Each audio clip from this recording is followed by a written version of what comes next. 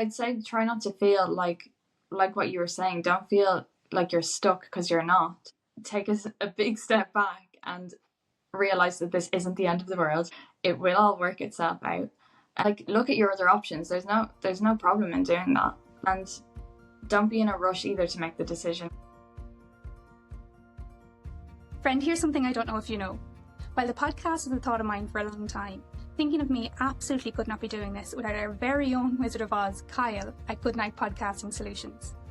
Kyle's turnaround time, dedication and level of service means that I never have to second guess or worry about the level of support in getting our messaging out to you. If you're curious as to starting your own podcast, or just want to see how it might spread your message, reach out to Kyle at kylegoodnight.com or check our show notes. I mean it when I say that we couldn't be doing this without him. Hello, and welcome to today's episode where we have Emma Rudden with us. Emma, I'm delighted we're getting to do this. Emma is a drama friend of mine with Sandyford Little Theatre, and we just finished a run together for our first time in a show at Playboy the Western World just there last November. And Emma is someone who, as I say, is very creative. I know she also has a musical flair to her that I've yet to see, but I know is there, and is someone who's had a college journey behind her at this point already as well, of changes and so on. So I'm excited to hear a little bit more of Emma's story and have that shared. But Emma, if you want to introduce yourself and say hi, or anything that you'd like any of our friends listening to know about yourself. Cool, thanks for having me, Lauren. So I met Lauren through Sandyford Little Theatre, and as Lauren said, I have a bit of a college journey behind me. So I started off straight after the Leaving Cert, I went into music education, and I stayed there for a year and decided after the year, but after lots of thought, that it wasn't for me and that I needed to go back to the drawing board and figure out what was next. And then, the short story is that I ended up changing into psychology in a different college, and I'm still there now, so it's working out so far. In Emma. But yeah, I'm in second year now, but it's only a 3-year course, so halfway there. So that's what I like to hear. Yeah. Emma, I suppose for anyone listening, what was it that brought you to music education in the first place, and what were you expecting that didn't really kind of happen, that I suppose led you to decide it wasn't for you? So, doing the Leaving Cert, I always had music. I had violin. That was my thing, like all the way through school, all the way through primary school as well. Like that was my one thing that I stuck to, my one hobby that never left. So I had that base, and my mum was really good at looking through courses with me, and she found the music education course in Trinity, and I saw there was an audition as part of like getting accepted into the course, and I was like, immediately, no, I'm not doing that. And my mum was like, sure, you might as well give it a go, because I read through like the course description, and I was like, actually, that does sound like something that I would really enjoy.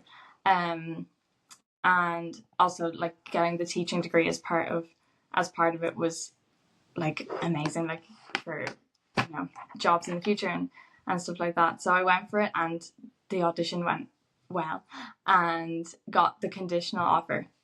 And then you never know how many points you need with music education, because they just completely change every year, depending on the people who are applying and who have gotten through the audition.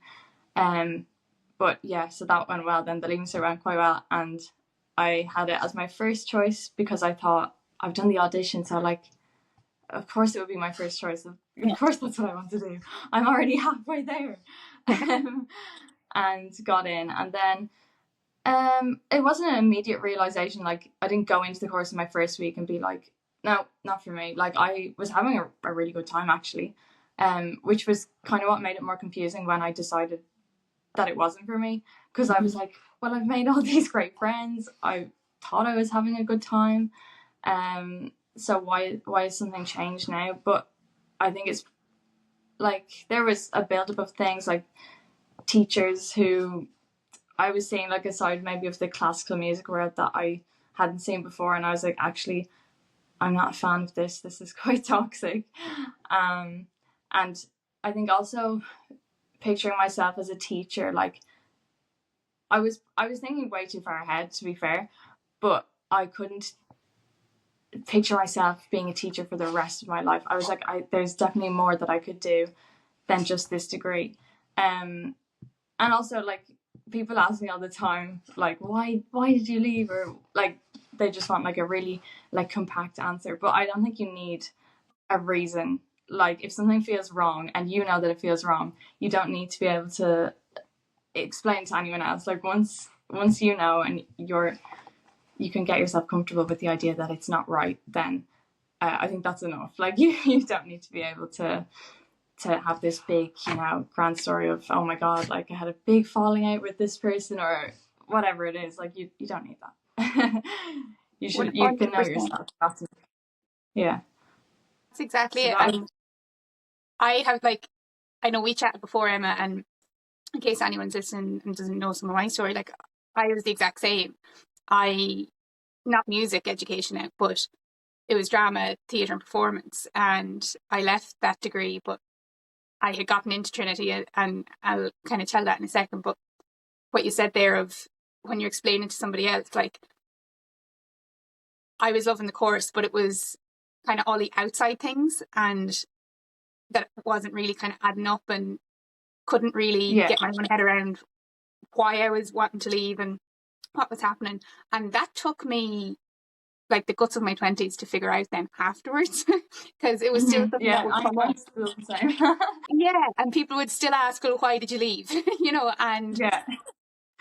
you can't force that answer. You can't force that answer for yourself, and you definitely can't force it for someone else. But my granny, Yeah. and with all the love, needed to force that answer for everybody else for me, and Yeah. I remember leaving first and being outside mass, and neighbours asking like how was I getting on in Galway at the time, and I went up my mouth to be like, oh, I've actually like gone from, and my granny just like slid straight in and was like, yeah, she's loving it, that kind of thing. There's like that Irish shame, Yeah. that Irish guilt of, God, don't tell I the know, neighbours. it's crazy. You don't expect it, and then it happens, and you're like, whoa. Yeah, I suppose, well, let's stick with that for a second. What was your support reaction, I suppose, at home, or what, with At friends home, even? yeah, at What was home it it like was after very you made the good. decision?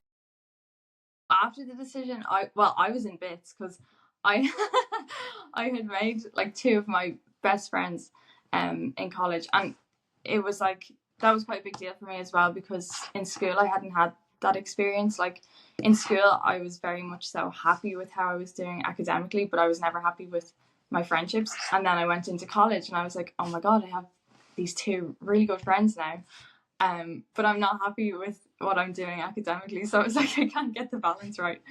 But at home, the support was very good. Like, again, especially from my mum, like, she just wanted me to do whatever was going to make me happy, because she saw, like, I suppose, how much I struggled maybe in music education. Just, I like, not even, I'd say mentally, I suppose, but it wasn't like there wasn't any big like thing Yeah. that happened. It was just that I was probably not myself. And my little sister actually tells me that. She's like, I don't know who you were that year. She's like, I never saw you. You were just always in your room doing homework. Yeah. And so yeah, my mum just wanted me to find something that was going to make me happy again. Yeah. And my friends understood. Like, I had to, again, like, for them, because they were in the course still and they weren't going to leave, it was hard to explain like why I had to leave and like why it was the right decision for me, knowing that they were continuing on with this course that I was saying, yeah, I'm not doing this anymore. So that was more difficult to explain to them, but because there was such a build up at home of like seeing what was going on and how much I struggled with the practical side with violin and my teacher, I think it was easier for them to just be like, okay, she needs to, yeah, that needs to be parked for now, and find something else to focus on. But this, yeah, it was very good. finding the focus. Did you at the Yeah, time, did you know that you wanted to move straight into psychology, or what did you I focus think on once you said, no, I am going? How did you get that kind of, um, that just a kind of lot of drive things. back, I suppose, for yourself? Yeah, I think go, I suppose thinking back to what I enjoyed in school, I know it's not always helpful, but like I knew that I knew that I was good at writing, and I knew that I also liked a bit of science, and psychology kind of brings those together. Um, and it was something that I had always been interested in. Like I'd always watch those like Secret Life of a 5-Year-Old or like things like that. So Love that. and knowing that I'd be interested and I would be learning something completely new, because in music education or any music course really, like you're building on like years and years of previous knowledge, and we were all kind of starting at different points, and I definitely felt behind. I felt like everyone had achieved so much already, and then I was just playing this game of catch up, which in reality like wasn't true. But that was more of a building of knowledge, and I kind of just wanted to learn something completely new. Yeah. And I knew that I'd be able to do that with psychology, just a complete fresh start, like that everyone would be going into this blind. Yeah. I Yeah. love that. And I that's funny because now I'm thinking I had the opposite. It was like going to study drama. Mm-hmm.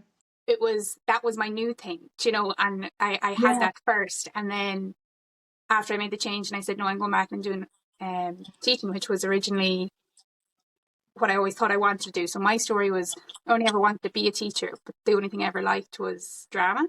So at the Mm-hmm. time in Leaving Cert year, like I was in a play, a musical, and I directed a one act. Um, Oh my god. and a variety show there before Christmas as well, like with a different group. So that was like 4 productions in Leaving Cert year. And I'm not saying to Yeah. anyone, that that's right or wrong, but for me, that like I always need a balance of drive. So for school, for me, you say there with the academics and the relationships kind of being out of balance, I just loved being in school.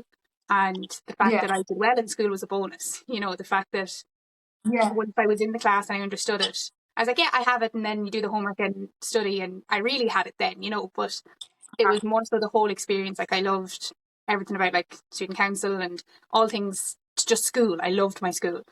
So I really felt the shift leaving school, number one, but also Mm-hmm. then I think I had like that existential thing of I always wanted to be a teacher, and here I am studying drama. What am I doing with my life? And where, like, again, as you said, like I was thinking too far down the line, what's it going to lead to? Yeah. And I was really enjoying learning something brand new. Like I'll never forget. There's this one lecturer, and I won't name names or anything, but they're in NUI Galway, and he was so eccentric and great. And he had like this massive thing against what's her face in Mamma Mia, the mother, what's her name? Oh my God. Meryl Streep. Meryl Sorry. Streep. Meryl Streep. God, I couldn't think of Meryl Streep. He had this massive thing against Meryl Streep, and like every lecture, he'd somehow managed to bring her into it. No offense to Meryl Streep or anything out there, but it was so different, and I think I wasn't okay with that. And also I Yeah. now didn't have some of the supports that you have in school, like knowing what teacher you can go and have a chat with, because you can't just chat to your lecturers. Mm-hmm. Some will, obviously, Yeah. and that, but yeah, it was kind of all the newness, I think, that kind of threw me. But yeah, it's interesting to Yeah. see it like from Definitely. the reverse. I know. How did Yeah. you kind of segue from one college then to the next? What was that like as an environment and It as a was like, friendships kind of thing after making those friends in Trinity? yeah, that was probably the biggest problem that I had initially. Actually, like for the first half of first year, I was like, wow, this maybe I haven't made the right decision, because music education is a tiny course. There was like 9 people in our course, and so like you had to get along with someone, Yeah. or you were doomed. So I was so lucky that I got along with those 2 girls so well. Um, but then obviously like going into UCD, like massive courses, especially psychology, like it was over 100. I think it's 115, something like that.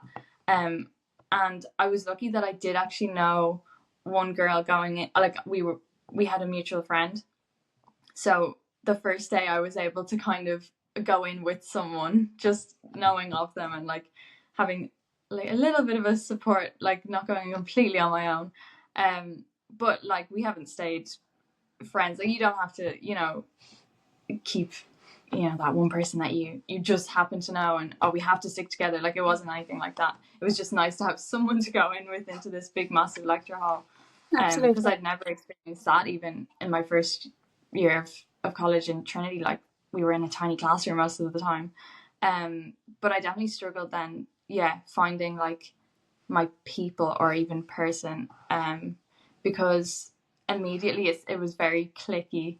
You saw groups forming all around you, and I was like, oh my god, like this is secondary school all over again. Like everyone's finding their people so quickly and going out. And I just, because I had the first year experience already, I was like, I'm not really into the freshers thing or like going wild and whatever. But I was lucky then in January of last year, I found a really good friend. Just by chance, we happened to sit beside each other in a lecture, and we bonded over our hatred of small talk. Like we were like looking around at all these people, and we were like, "Why?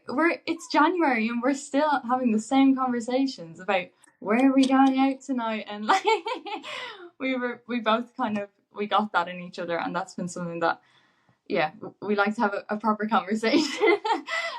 So I think for anyone who does go into a big massive college course, you will it might take half a year, but like you'll find your people. Like it might just happen by complete chance. You might just sit beside them in a lecture hall and bond over your hatred of small talk. 100%. I love that, because it was the same again in reverse. I went from the large lecture theatre like spaces to the classrooms, going from one to the other. But that's exactly it. You just end up bumping into someone, and what I always kind of did. One thing I always did, and I think this is really helpful for anybody, is remembering why you're there. Like I know there's a lot of anxiety. Like it is very nerve-wracking walking in anywhere new for the first time, especially if you've made a change, or even if it's like your first time going into a space like that, especially like country school, anything like that. No matter where, like what your school background was like, heading into any kind of a new room, I was just always focused on, well, why am I here? I'm here to learn this lecture, and I just kind of like blinkers, and it is scary when you see those groups forming, because I was 17 when I started in Galway, and again, those conversations of going to the student union bar or where everyone was going out, and I was like, I'm still not 18 yet. Like I wasn't going to be 18 till the October. So I actually missed some of the groups forming. But as I say, the course itself was good, and I think if I was happier, like genuinely, I think if I had opened my mouth and got some support, I think a little bit louder, at the time, especially early on in the year, and by the time I made my decision, kind of now, as this is out end of January, that I wasn't going back in. I hadn't even sat one of the exams at Christmas. I never told home that. Actually, I don't know if I've ever actually said that out loud. I never did the Irish exam, guys. let this be the first that it's out there. I never sat that exam, because it was arts I was doing on the side of the drama, and I kind of thought I was in too deep. But I think if I had said something, I would have like pulled back. Well, all these things happen in the right way. Like I'm not, there's no regret there. But exactly. I think that could be really helpful for anyone. What would you say, Emma, to anyone who is listening that is kind of at that point of, I don't know what I should do now, if they're in a course and they don't like it? I'd say try not to feel like what you were saying. Don't feel like you're stuck, because you're not. Like take a big step back and realize that this isn't the end of the world. Like, it will all work itself out. Like, look at your other options. There's no problem in doing that. Like, and don't be in a rush either to make the decision. Like, I was like you, by January or by December, even like Christmas, I remember having a big meltdown to my dad, and that's when I know it's bad, because um, Love it. I was like, oh, this is real. Yeah, I'm really I not know that happy. feeling. And I could have made the decision then, but I hadn't tried the teaching side of the course, and I'm really glad that I stayed and I tried the teaching part, because that is what I really enjoyed in the course, and it's something that I've kept doing since leaving. Like, you can take bits with you. Like, you're not leaving it all behind. Like, it's not a complete, parting. Like, if whatever it is that you're doing, like, you can always come back to it. Like, now might just be the wrong time, and you know best. Don't feel stuck, and talk so much. Yeah, To for the people definite. around you. Like, Whoever will listen, like, find someone and yeah, like talk at them until it all comes out. exactly. And then if That's the they most can't help helpful. you, great, you've said it. Go talk to someone then who Yeah, can help you. Yeah. exactly. And you can make sense for yourself once you say it out loud, I think, and it becomes more real. Then you're like, okay, yeah, this is something that I need to change, or maybe it's not. Maybe it's not as big as you've made it up in your head, and once you've said it out loud, then you realize that. So yeah, I think So what did you talking do about. after you talked to your dad? I had to decide. Yeah, I knew I didn't want to leave at that point, but I knew something was wrong as well. And it was, I think at that point, it was more of it was one situation that was kind of pushing me down and making me feel quite bad. It was my violin teacher. I had a really bad relationship with her. Just like a very bad power imbalance. I don't know, something was going on there. And that was my one thing that was really upsetting me. I was like, violin has been my thing that's like kept me going through school and everything. Like, it's a big defining feature of me.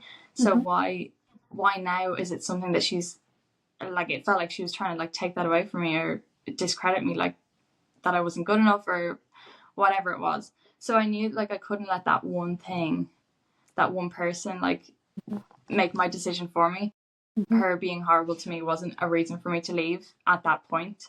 But as it continued, and as I continued with the course and other things, like just the whole nature of maybe like music conservatories, I was realizing that it didn't really suit my personality, and it wasn't something that I could see myself doing for another 3 years and being miserable for another 3 years.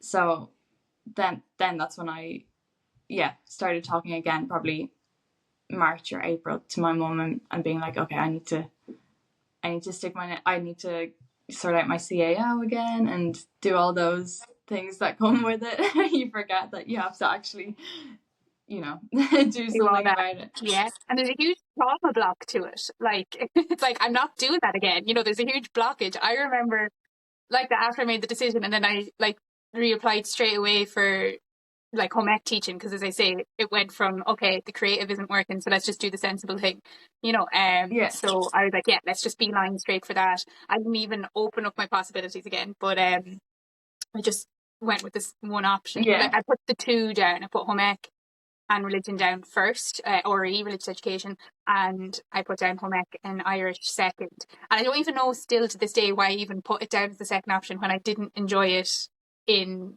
the arts in Galway in the first place. It's just that thing of like, I need again, that. you get a Yeah. little stuck. Yeah. Like, I got stuck in that options mode. So, Mm-hmm. yeah, I hear you when when you're getting all that together again, and it's just, I don't want to think about this. I've done this. It's stressed me Yeah. out in the past. So there it is. It's done and it's dusted, So Yeah. Exactly. I wonder, Emma, so you went through that whole process of going for the audition, and you said that it was nearly something that put you off. I was the same. So I shared there, it was drama theatre performance I was studying in NUI Galway. That's the course I got offered. But I had forgotten I'd even put it down on my CAO. That's the truth. Okay. It was my sixth option. And I remember getting the points in August that time, 2013, all that long ago. Got the points, and as soon as I saw my points that day, I was like, oh, okay, I'm not getting Trinity, because what I had applied for and gotten accepted for, like that conditional offer, was straight drama studies in Trinity. So I had done the thing of going up and doing the audition, and I had a portfolio and all that with me. And I remember even like printing off in Dublin City Library, the one there in by the ILAC Centre, because like last minute Lauren, I was like, no, it's still not perfect. It's still not perfect. And I was like printing off one last thing to put in the portfolio to bring in. And I remember when I wrote the application to apply to audition, and when that got in, I asked my English teacher to look at it at the time. When that got in and they invited me for the audition, I remember like sitting on the train and being like, no matter what happens, if I get this course, I'm doing this course, you know. And I was so driven that this is what was going to happen. And then, as I say, points didn't add up. So I was like, okay, that's not happening. And in my mind, I was getting settled and ready for the idea that I was going to Maynooth, because I just knew I had put down home ec teaching. I knew if I probably wasn't going to get the points for that if I hadn't gotten the points for Trinity. And then the next I had was Maynooth for arts, and my best friend was going to Maynooth. So I was like, okay, that'll be fine. I'll like live with Lana. Life will be good. You know, this is like, I was getting this little bubble. And then the offers came out, and it had NUI Galway Drama Theatre Performance. And I was like, oh yeah, I put that down. Because I had forgotten somewhere in the click before the change of mind, you know, in the 1st of July. Or before the change of mind, I had said, no, so look, if I'm going to pursue the drama and I don't get Trinity, I might as well try pursue the drama somewhere else. So I put it down, but I put it down with arts. And that was a bit of a security decision, I think, because I was only putting it down with arts because I had in the back of my head, oh yeah, sure, I can go and teach later. And I hadn't done that in Trinity.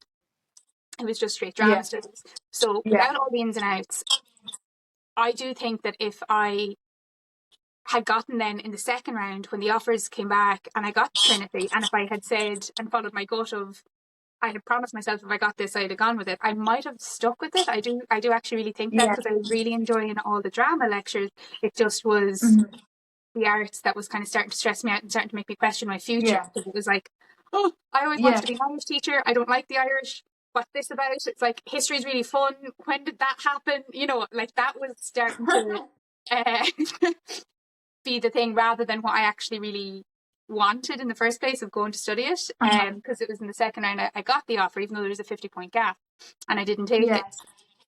In that whole story, I suppose when you say there with the violin and the violin teacher, and for me it was the drama, and that was going well. There was no issue with that. It was more so the passion I had for the subject, like the Irish, and kind of realizing this isn't how it was in school or whichever. It's that realization. And it's also quite tricky, I think, when you decide on something that like a creative pursuit, or not even just something that's a hobby for you in the first place, and then deciding to do that in a more serious way. Like, you're going to be confronted with so many differences and things that you've never had to think about before, and it completely changes that thing for you. Like, from like with violin, like I've had to go back to the drawing board and realize why I enjoy it now and what I want to do going forward to make sure I continue to enjoy it. Because I had like a whole year. Sorry to cut across you, but did you take a break from violin after that, or how did that affect your relationship with the violin? I didn't want to go near it, to be honest, for a while, and I didn't until until I started teaching again. I was like, violin. No, that's not for me. Yeah. I needed a big break from it, and that's okay too. To get you back to where you need to be. But yeah, I think it's really hard, like to decide on something that you've always been passionate about, or something that's like a safe space for you, and then try and turn it into a career or whatever it is, like studying it, like it can take away the enjoyment, and that's a scary thing as well to realize that can happen, because I don't think anyone really anticipates it when they decide on that, and then it's a big oh no. I make no secret of the fact that my life changed completely when I reached out to Achievable Fitness 365. Jay is someone who not only gets the fitness side of things, he gets the human side of things. And in having someone who's walked the walk and talks the same thoughts has made me comfortable from the very get-go. Actually, that's a complete lie. I fell in the door and was sick on my first day, but kind of after that, I got comfortable somewhere along the line. Jay knows people, he knows the industry, and he's someone who will know you better than you know yourself. The accountability that he holds, the standard that he sets for you and not for anyone else, is what brought me back into me originally, more than 4 years ago. If you're ready to begin your fitness journey and don't know where to reach out, try Jay. And as I say, my life has never been the same since. I think it's because you mentioned there earlier in going back to things that you liked in school and deciding, the psychology and that it's something new and it's something interesting. I know I've spoken with last autumn and that so many people who kind of had that exact same experience, and that's where we were able to kind of figure out what was right or was wrong with what their next step was going to be as such for them, not for anybody else, for them. And for anyone listening, I can hear you because I can hear myself banging my head against the wall, and maybe you are too, in going, I don't know what I like, and I didn't like anything in school, but or that thing of, well, I liked Irish in school and now I hate it. Like, I feel that so strongly. and Emma, I'd say you can maybe say the same of, as you say, even with the violet and all these things that you think that might, add up and aren't. I really think it's back to kind of, as we said, that thing of just giving yourself a minute and going, okay, this isn't actually working out, and I actually just need to step away and for a minute, like literally just take a deep breath for a minute and not try and force the answer. Because as I say, for me, it was with the drama, and I had gone from that was the only hobby, the only thing that I liked, because I wasn't sporty. I share this so openly all the time. Like, I'm from the back arse of nowhere. I love her. Like, I love home, and the townlands are like hurling, all that kind of thing. And I never was. So it was my only thing. Now to not have that, and two, know how to enjoy it nearly anymore. It's a thing of you do start to question yourself. And if you stay there, it can get kind of dark. Did you have a replacement or anything, Emma, or what started to kind of keep you going? You said your sister noticed the change in you, your mom was supportive for you, after you had that chat with your dad. How did you kind of build back, I suppose? I think it took me a while, to be honest. I don't think it's something that I've started to take care of until like quite recently. My first year of psychology, it was just a blur. It was like, okay, get through this because you need to get through the next 3 years. And I didn't really have anything that was like holding me up, or like I didn't have a hobby that was like replacing like violin for me, or keeping me sane in college.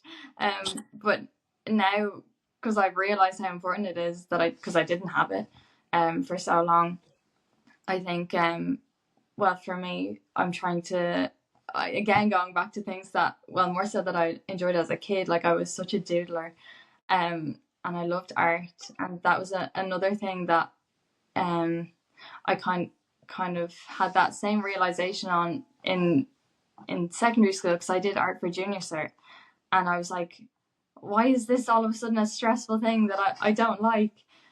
So coming back to art and doing it as like an enjoyable thing and something that can, bring a little bit of joy or like peace to your day, is really nice. And I wish I had done it sooner when I needed that replacement from violin last year.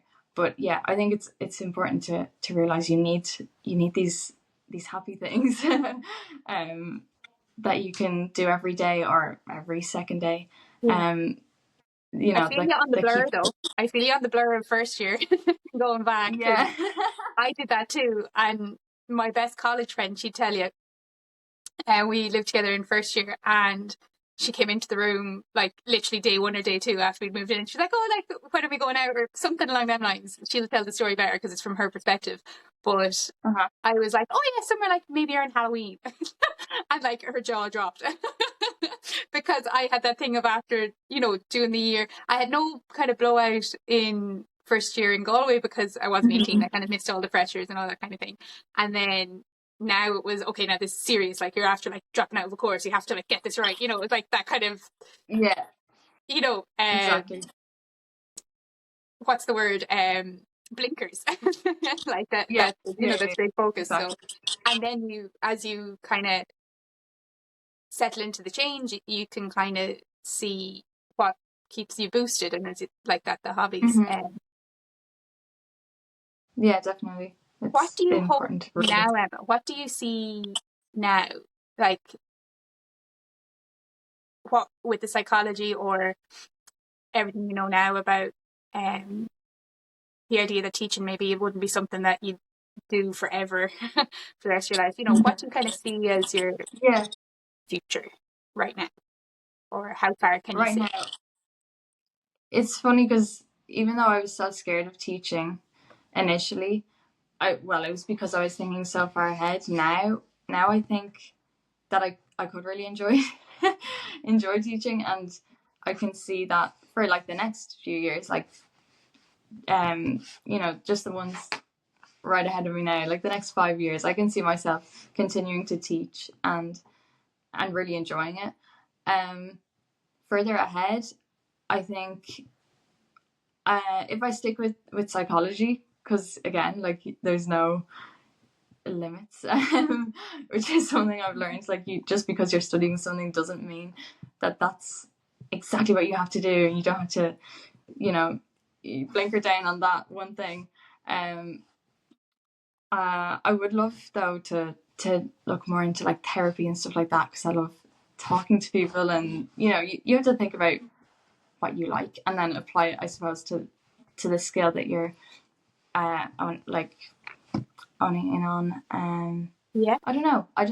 Maybe therapy, maybe teaching, or maybe something more creative. Like I've again with the doodling, but I'm kind of hesitant with that because of what I've said about making a hobby a career. It's a scary thing to do, but maybe like graphic design or something. So I have so many ideas, Yeah. And that's great. That's a but I great don't. stage to be at, like where, and I love that because that means there's possibilities, and that means that, Yeah. whatever like they all connect as, or whatever they kind of join the dots together to look like, that jigsaw Hmm. puzzle, they're Yeah. your pieces. Like Yeah. you've put them in there, and you're following the ones that fit right now, and the ones that don't. Like I felt like square peg Yeah. round hole, like during college, because I had all these creative ideas.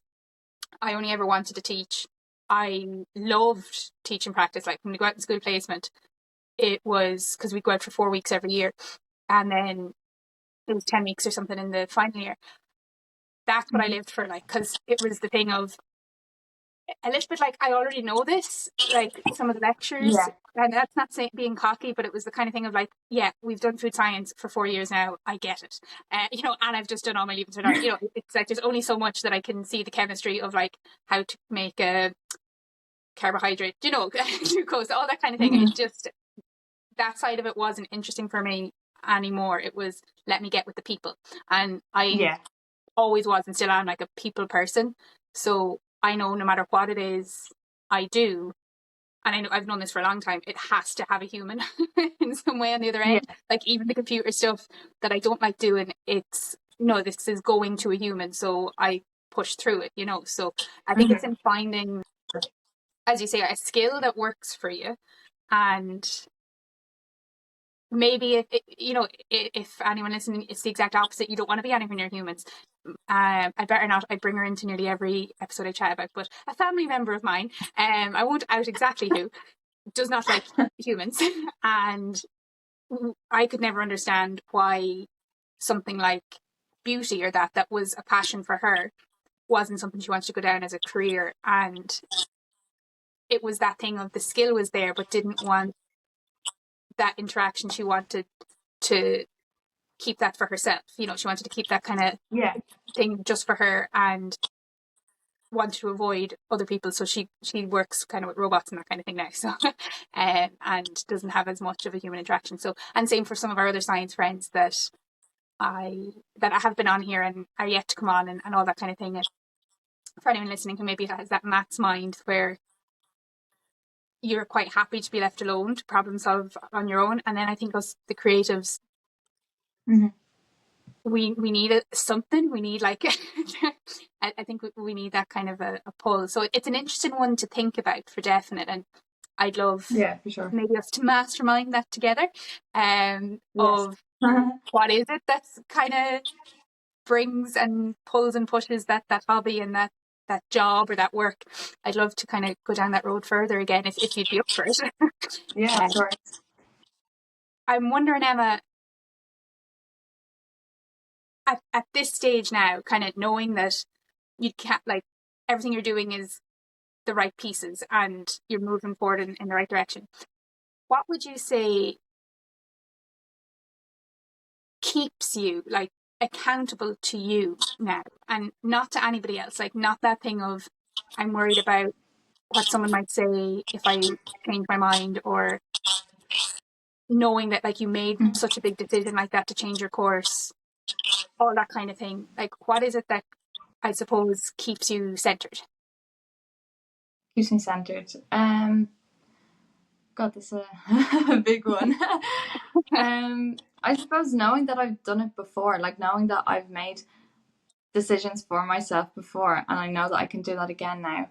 Even like over the summer, no one could make a decision of what they wanted to do over the summer, and I was like, well, I'm going to go to Spain on my own and live with a family, be an au pair.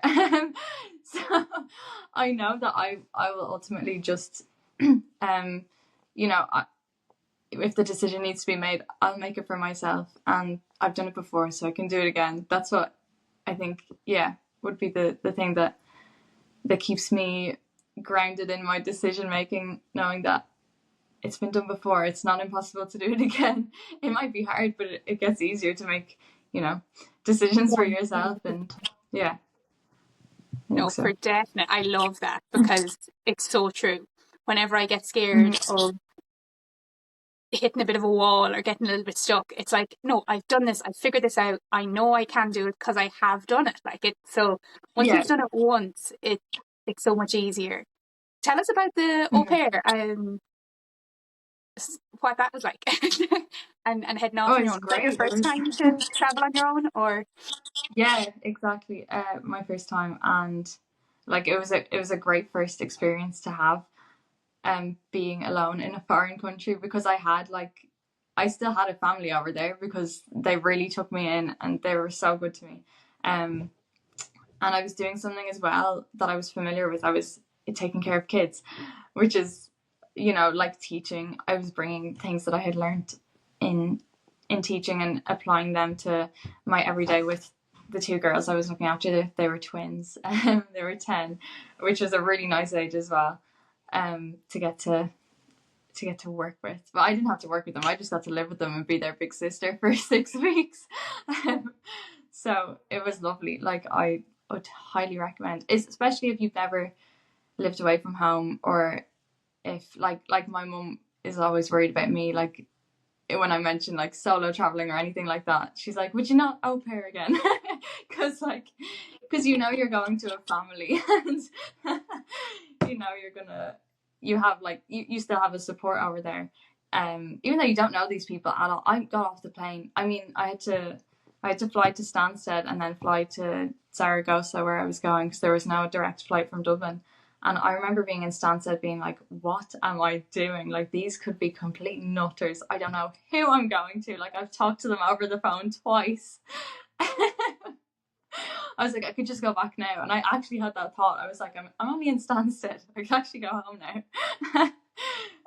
But whatever it was in me, I kept going and got off the plane and I got in the car and they weren't crazy people. They were lovely. But I suppose, yeah, it's an important thing to know that you can do something completely alone. Like that you can get yourself out of the country on your own and like you're able to do that. Like that's really cool.